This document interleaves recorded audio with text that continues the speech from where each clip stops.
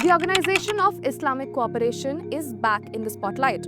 On 15th September this year, Arab and Islamic leaders met in Doha for an emergency summit. This comes in after Israel struck Hamas leadership in Qatar. More than 50 states attended. The gathering showed how quickly the OIC can mobilize and how seriously it is seen as a collective political voice for the Muslim world. So what exactly is the OIC and how does it affect India? Let's break it down in today's episode of TACXplained.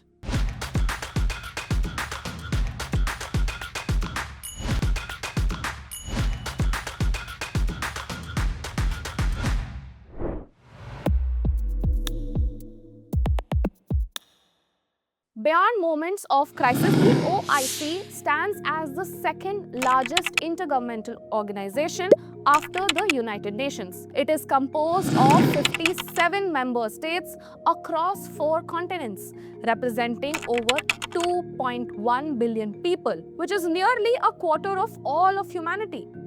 To add to this, the organization also controls almost 2/3 of global oil reserves and much of the world's natural gas, making it not only a religious or cultural bloc but also a formidable economic and geopolitical force. The OIC was founded in 1969 in the aftermath of the arson attack on Jerusalem's Al-Aqsa Mosque. Outrage over the attack brought together leaders in Rabat in Morocco who resolved to create a permanent institution to represent and safeguard Muslim interests worldwide. That conference of 24 founding states led to the formation of the OIC, which established its secretariat in Jeddah in 1970. The organization has since grown into a broad-based institution with key organs such as the Islamic Summit, heads of state, the Council of Foreign Ministers, and a permanent secretariat led since 2021 by Secretary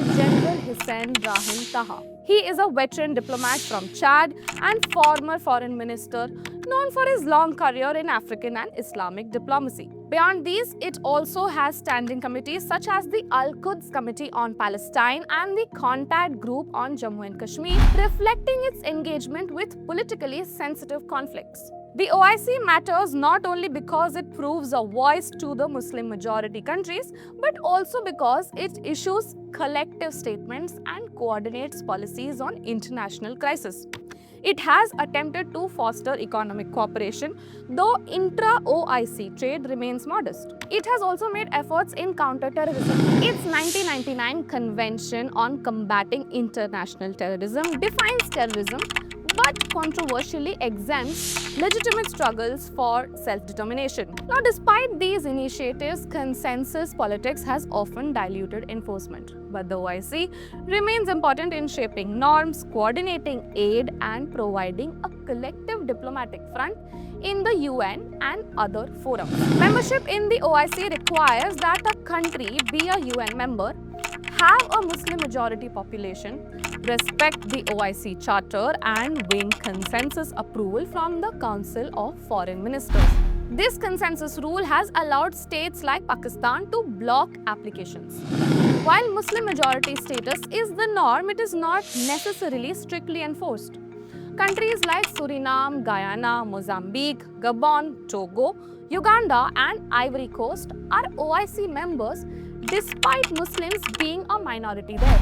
This political flexibility shows that the organization can adapt its criteria when it deems fit. India's story with the OIC began with disappointment. In 1969, India was initially invited to the founding conference in Rabat, with Agriculture Minister Fakhruddin Ali Ahmad scheduled to address it. However, under Pakistani pressure, the invitation was withdrawn at the last minute, a setback for India's attempt to join the organization. Since then, Pakistan has consistently opposed India's membership. It has also used the OIC as a platform to internationalize the Kashmir issue, ensuring that the contact group regularly passes resolutions criticizing Indian policy. Pakistan has argued that admitting India would violate OIC rules since India is in conflict with an existing member. while also framing minority rights as an issue. Its nuclear status in the 1970s and its influence among the Gulf allies have given weight to its opposition, which other members generally followed. India, however, has not been static. While it long ignored the OIC, its economic interests in OIC states have grown rapidly. Over 8 million Indians, many of them Muslims, live and work in the Gulf, sending back remittances that sustain families and contribute significantly to India's foreign exchange. India's energy needs tie it closely to OIC oil and gas producers as well. Bilaterally, India has cultivated strong partnerships with Saudi Arabia, the UAE, Indonesia, Bangladesh, and even Turkey and Iran, despite occasional political friction. In 2019, a major breakthrough had occurred when India's External Affairs Minister Sushma Swaraj was invited as guest of honor to the OIC Council of Foreign Ministers in Abu Dhabi.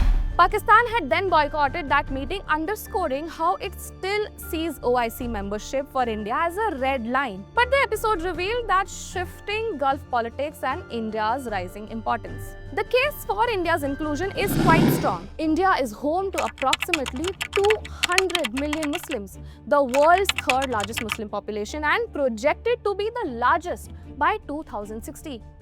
This makes up roughly 11% of all of global Muslim population, larger than the combined Muslim populations of more than 30 OIC members.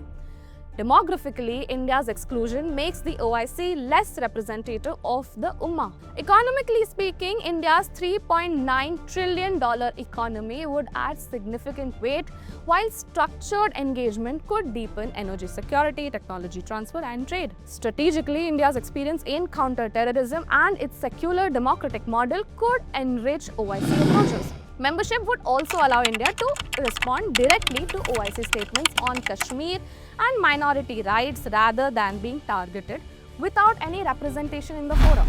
At the same time, there are significant hurdles and challenges. India's secular identity complicates membership in an explicitly religious organization. On one hand, joining would give India a platform to counter Pakistan's narrative and present its own perspective within the OIC. On the other, the organization's consensus rule gives Pakistan a permanent veto, making membership nearly impossible without a major political shift. Indian policymakers remain cautious. Some strategists even argue that inclusion would help neutralize Pakistan's influence, while others believe India should continue prioritizing bilateral ties with key OIC states and dismiss the rest of the organization as largely ineffective. Now, recent developments show that politics within the OIC is also evolving. The Abraham Accords and the broader Arab-Israeli normalization have shown that OIC states can take pragmatic decisions despite severe ideological divides. Syria was also reinstated as a member in 2025, and Gulf states continue to deepen relationships with India even while the OIC issues critical statements. China, despite its treatment of Uyghur Muslims, holds observer status.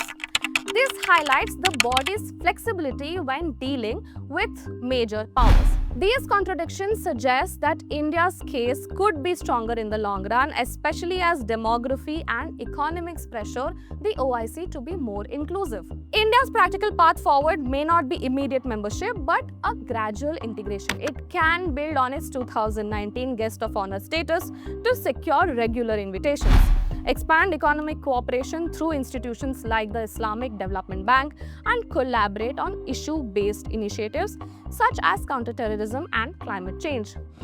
Bilateral diplomacy with key OIC members, especially Saudi Arabia, the UAE, Indonesia, and Bangladesh, will be critical to softening opposition. For now, Pakistan's veto keeps India outside. Yet, with the world's third largest Muslim population, a $3.9 trillion economy, and growing strategic weight, India's absence is getting harder to ignore. In the end, the real question is not whether India needs the OIC, but whether the OIC can still call itself the voice of the Muslim world while leaving India out. That is all from us today. This is Garima, and you are watching the Asian Chronicle.